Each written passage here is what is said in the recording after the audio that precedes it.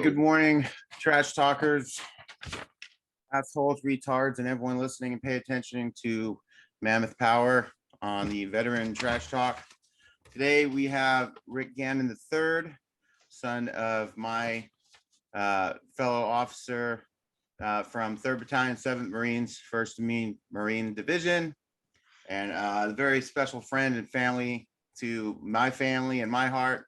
And so today we're going to be talking about Rick and how it was to grow up without his father, and the manner he grew up without his father, and who his father was to him, despite all of the shit that had gone on, and how he succeeded through all of this mental trauma, growing up and becoming the large 5'5" stout man that he is.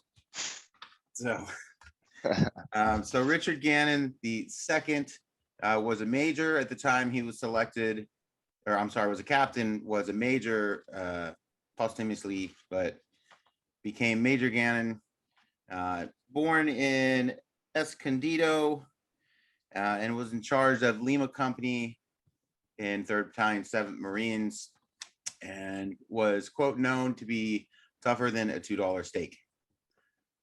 Great guy.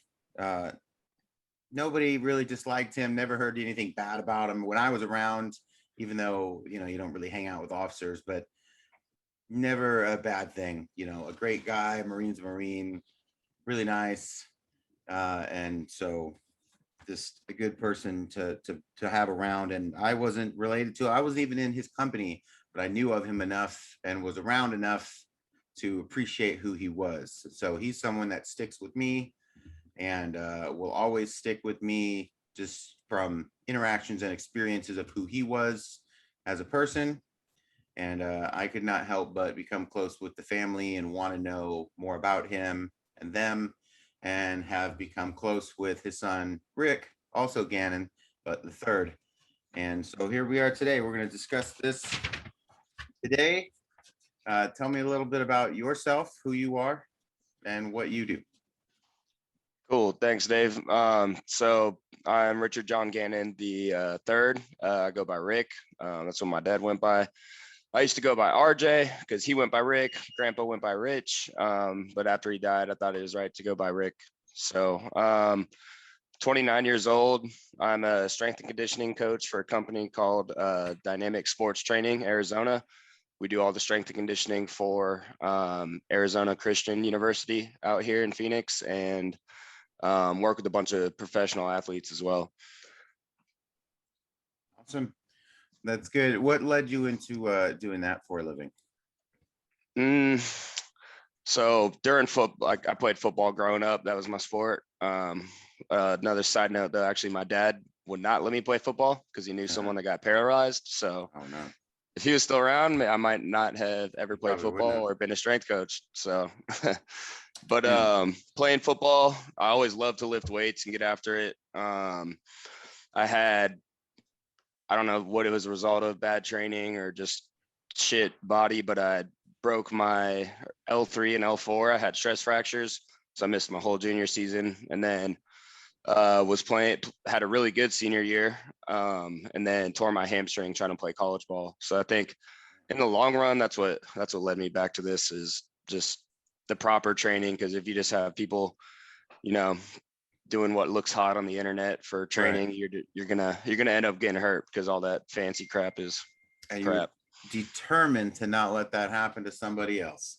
Exactly. Yep. That's good. I felt like I could have played college football, but, you know, looking back, maybe not. Damn, Rick. We'll never know. Never know. But you know what? You're doing good shit now, getting your name out there, and you're getting up. It's great to see that. I saw where you started and still kind of hanging around a little in college, getting your brain on. And now you're a smart fucking guy, teaching people how to be safe and get stronger. And there's definitely not enough of that. Yeah. So sure. Tell me, remember back, who was your dad growing up? Like, what you remember the most about him as a dad, but also what you remember about him as a Marine. Okay. So my dad died when I was 12. So I don't have a lot of the memories, or I mean, I guess I got the most of my family, but as a Marine, I just knew he was well respected from all his men. A lot of his other officers that were under him would come over a lot, hang out. We would hang out with, you know, the other family's kids and stuff. But my dad just loved being outdoors. He also loved to train, a different kind of training where I kind of think he's crazy because he liked to fucking run. But, you know, everyone has their thing. So something we used to do a lot together would be he would go out for his run because he would run at least 5 miles every morning, sometimes more, and I would ride a bike following him. Yeah. So I really liked bikes. We liked, what's it called, like not BMX, but we called it trick biking back in the day. Oh, okay. So, you know, with like the bikes with pegs and all that stuff. Yeah. So we were super into that. And then soccer.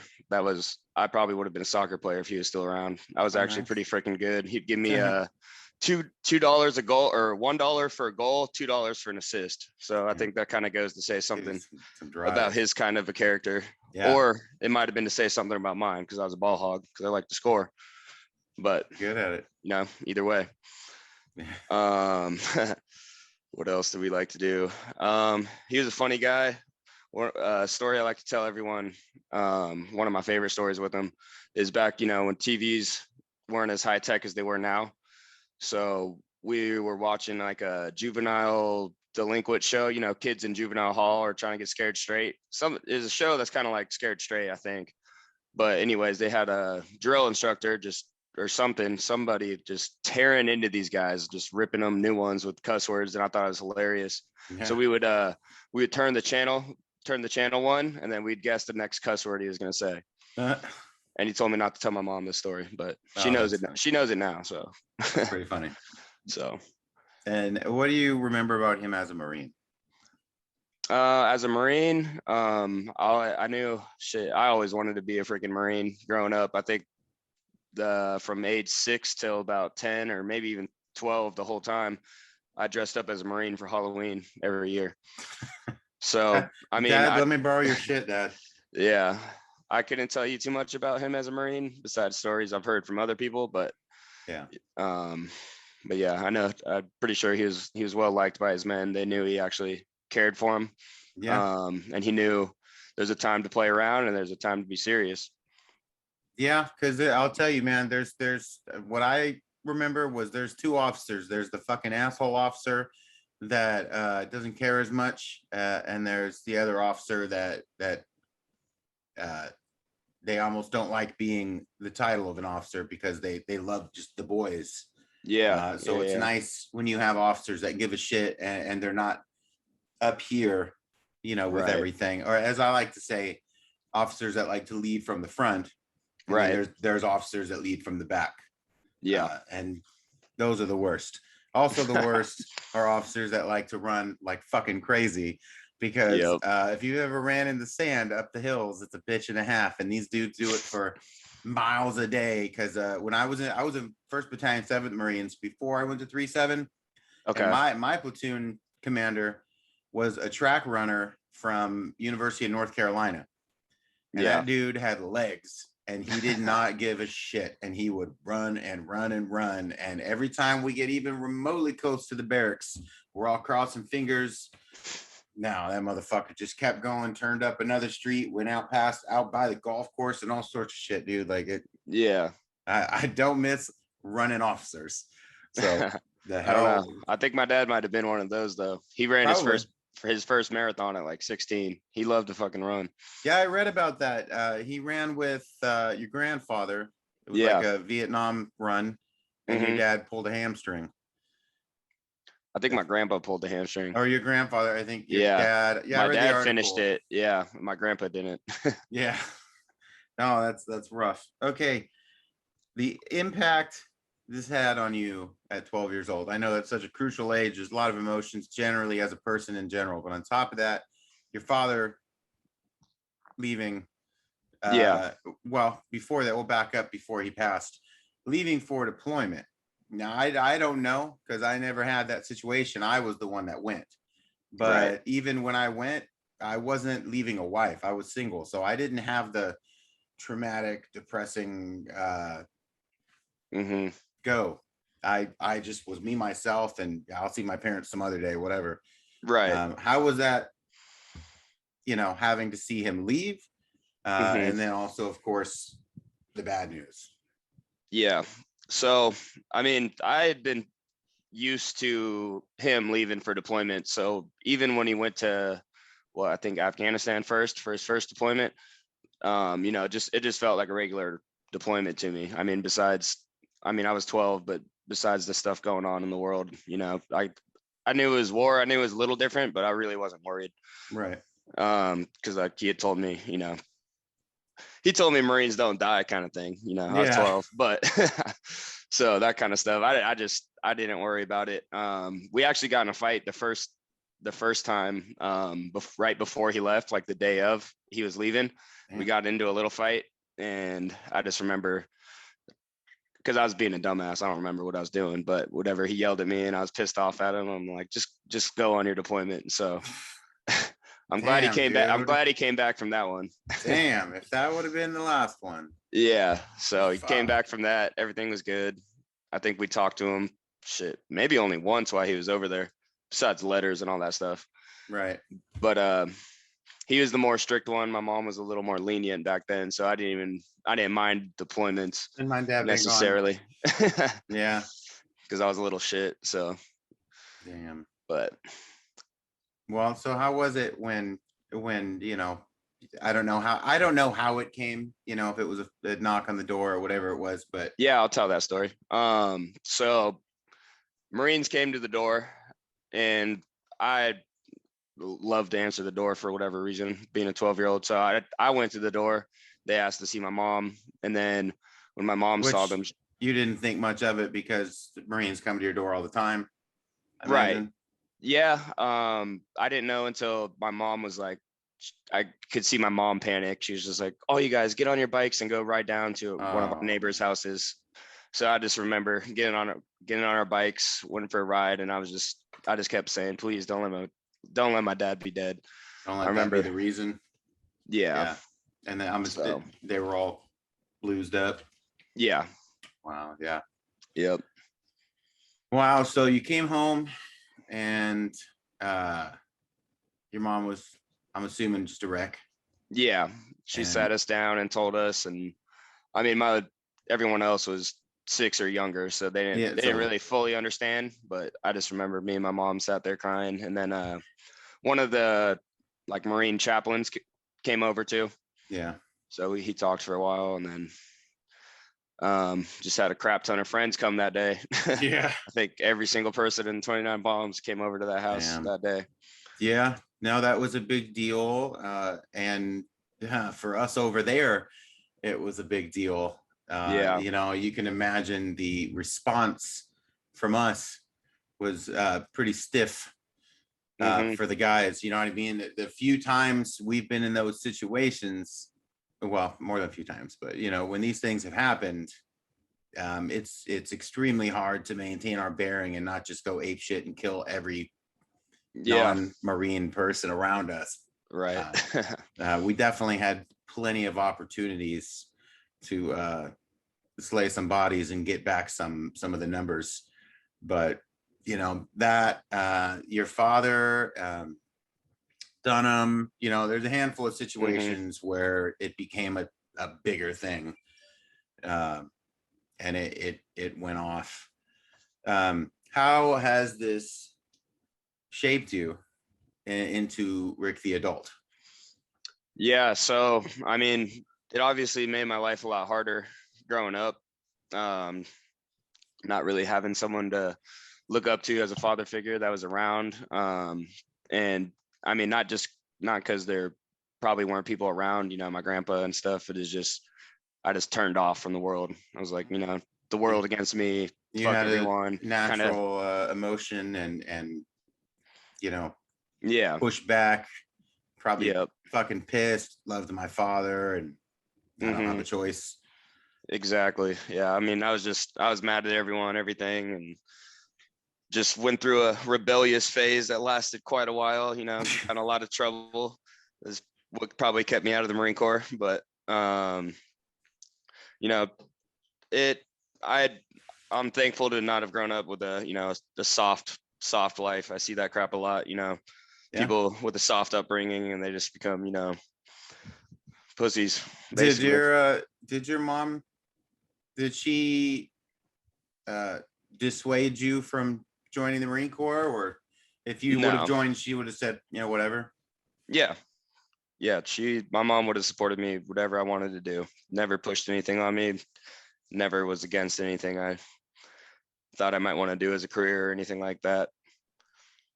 Shit. Well, it's worked out pretty good. You're a smart guy. Yeah. Yeah, I can only imagine it would have been a little hellacious. Your mom kind of was already the lenient one, like you said. And then you probably naturally took advantage of that. Living out kind of however you want. Gets mom off probably over your teen years. Oh yeah. I imagine between 13 to 17, football or no football, you were probably a little handful. Oh yeah. No doubt about that. And then also, if I can, this is a little separate. How was it all kind of with your brothers? Because your best friend was your brother. And I know that's affected you as well. Yeah, that's been hard. Losing him, I would almost say it was harder than losing my dad.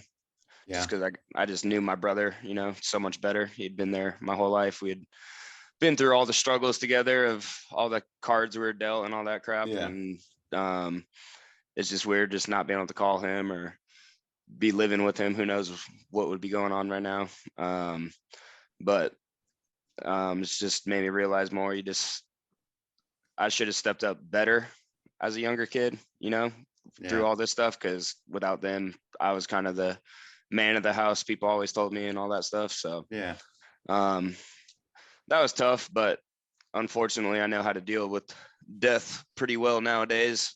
It's been common in my family and friend group. So right. Just makes you stronger and just makes you grateful for the people you got in your life while you got them. Just never take a moment for granted. Right. Yeah, it's same thing, with me and the guys that I went up through, my various family and such, the same thing, I've learned one thing. I learned from, between like your father or Dunham, the other Marines. And one thing that I kind of pushed through with Mammoth is, I don't know if I'm going to die today when I go to the grocery store. Right. I don't know. Or tomorrow or in 40 years. I don't know. But in the meantime, I've got some life to live. Every day you wake up is a whole new opportunity to do something. That's whether it's, oh, I can't go to the gym, I don't have time, or I can't lose weight because I love cake too much, or what, all the bullshit excuses people give you.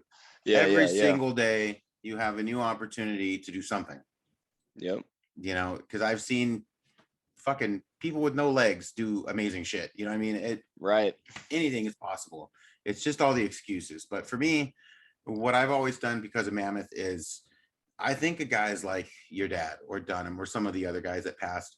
And I think, these guys don't have their wives, kids, brothers, sisters, uncles anymore, whoever. They're gone. Yeah. They can't get out there and go for a 5-mile run. They can't, you know what I mean? Like there is nothing. And now there's just the shell of the family members that have to look at the picture on the wall, and that's it. So the least I can do is get off my ass when I feel tired or feel sorry for myself or whatever. Right. And get it, because I still can. Yep. And a lot of people don't realize that. And they just get fucking lazy and take advantage of things. And then before they know it, oh my God, fucking Timmy died from leukemia or something, and nobody ever knew. It's always an excuse. Yeah. Yeah. It's like you're saying, I get to do this thing. It's not have to do it. I get to do it, because people don't get to do it, whether they're dead, whether they don't have a leg or an arm or whatever the reason is. You just got to take advantage of it. Yeah. You know what I mean? Like I feel lucky that I get to do any of the stuff I get to do. You know what I mean? Because I was damn near 100% certain I was going to be one of them. You know what I mean? I did not expect to come back from Iraq. And then after my twin boys died and I came home to bury them, and I went back to absolute fucking chaos with insurgents, everything Yeah. we had going on. I thought for sure, oh fuck. All right, well, I'm gonna go out hard.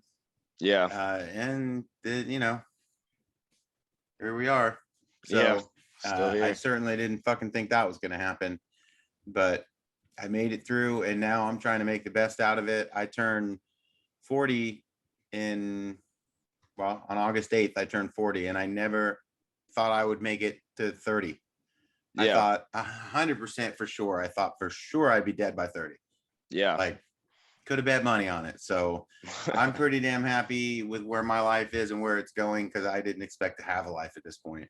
Yeah. It just makes you grateful.